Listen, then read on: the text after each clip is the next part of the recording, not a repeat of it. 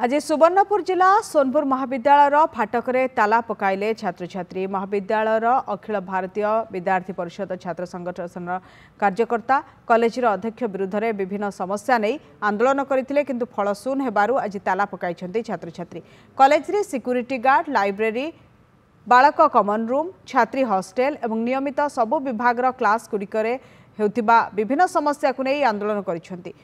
जेपर्यंत college अध्यक्ष आसी यह समस्या गुड़िकर समाधान न करेंगे से पर्यंत आंदोलन जारी रही चेतावनी देते एबीवीपी संगठन छात्र छात्री।